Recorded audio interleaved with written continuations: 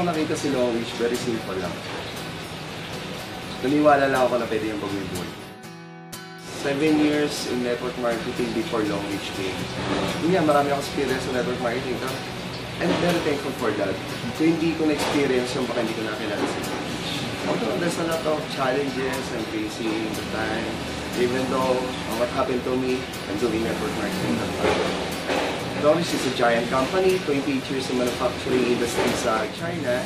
And sobrang na-miss ako kasi yung mga kilalang brands na nakikita mo sa mall, mga kilalang brands na nakikita mo sa mga TV ads, si Long Reach pa lang gumagawa.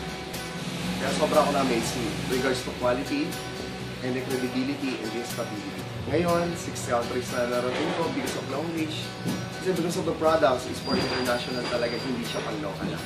First na napunta ako, syempre, Long Reach HQ sa China. Sobrang amazed ako doon. Eh, first time ko sumakay sa aeroplano na international, yung 3 hours na sabi ko, sarap. Nakaka-excite isipin ha, 5 years from now. Ang dami kong matutulungan. Tutulungan ko yung pamilya ko. Sobra. Hindi lang yung sarili ko. Kasi ako nagtatrabaho ko not for just myself. Gusto kong maibigay sa kanya lahat. Gusto kong pag nakilala ko, mayaman na siya.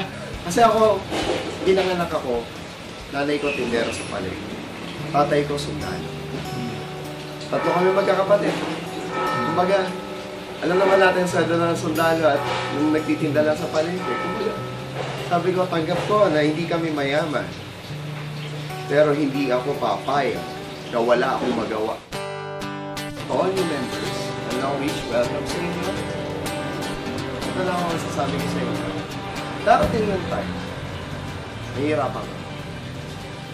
Makapagod ka. Parang gusto mong sumuko. Ayaw, masasabi ko lang sa inyo, hindi madali si Long Reach. Hindi madali. Masasabi ko, your time, your emotions, your dreams, if you work Long Reach, it's all worth it. Pero sabi sa sarili ko, hindi ako kaya pigilan nito.